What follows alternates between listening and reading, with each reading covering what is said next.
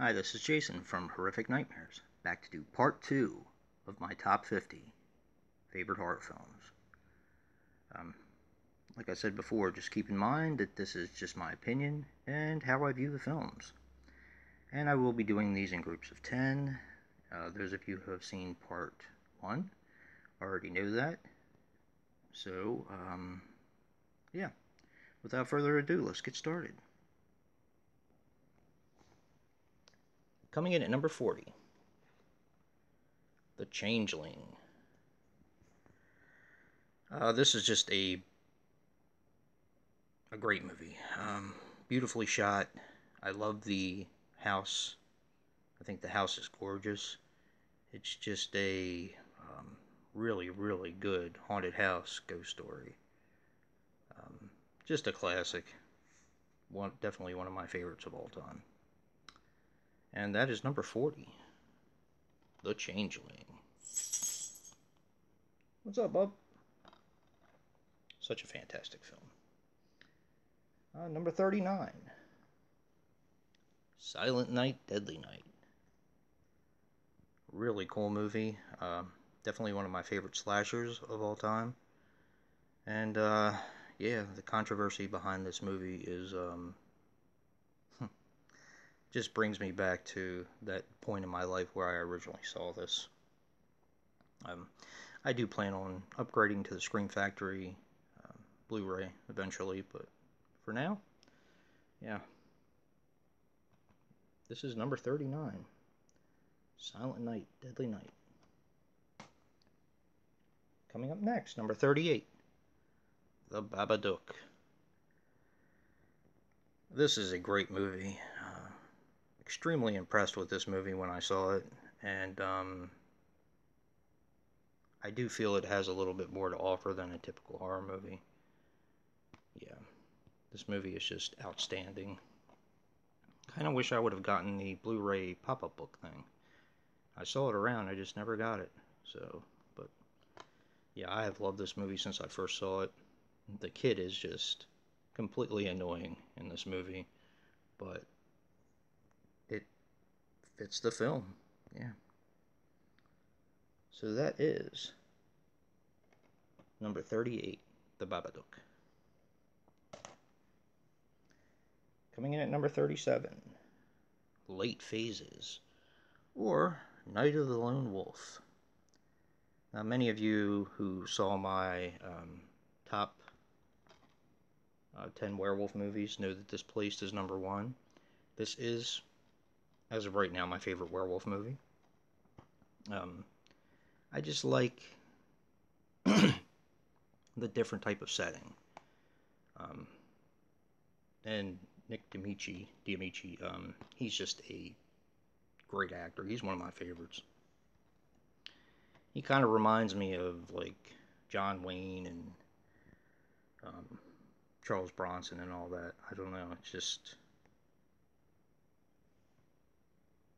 he's just one of my favorites. So, but that is number 37, Late Phases, The Night of the Lone Wolf. Coming in at number 36, Henry, Portrait of a Serial Killer. I love this movie.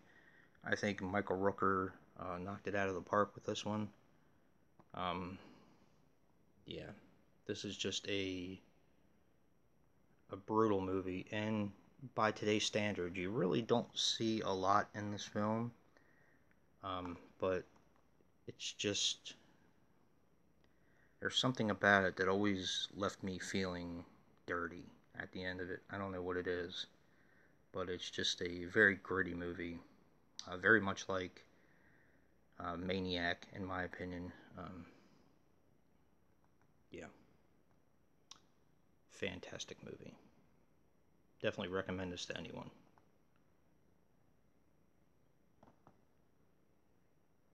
Coming up next, number 35, Fade to Black. This has a long history with me, of course. I don't know. I just love this film. I feel very. I can relate to the Eric Binford character in this movie. Um, yeah, and I think that's what got me, because I've been a avid movie watcher ever since I was a little kid, and it just something about Eric Binford that I could just relate to, and I think Dennis Christopher just plays the part incredibly well. And keep in mind, this has a very young Mickey Rourke in it, and Tim Thomerson. So it does have a really good cast in it. Just a fantastic movie. Always loved it. But that is number 35, Fade to Black.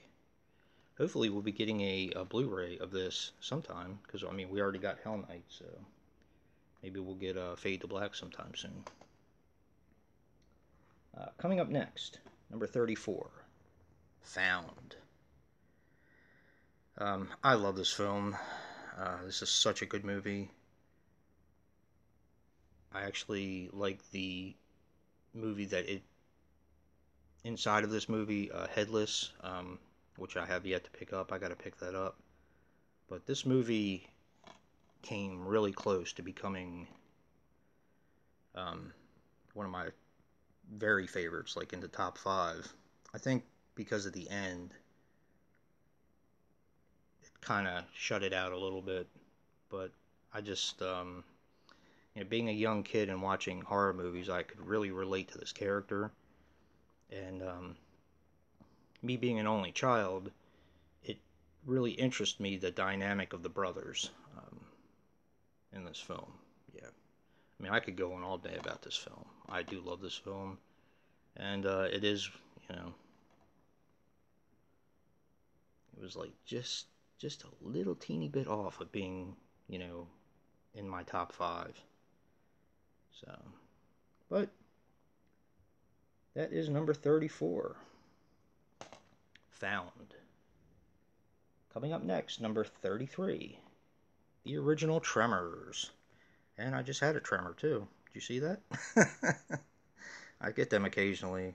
Probably the medication that I'm on. Fred Ward and Kevin Bacon are just fantastic in this movie, along with the rest of the cast as well. But this is just, the first one, I do like them all, but the first one is just so much fun. Yeah.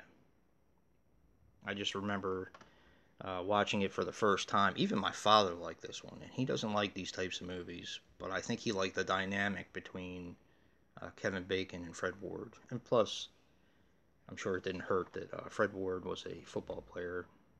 My dad has always liked him. So, but yeah, Tremors, fantastic film.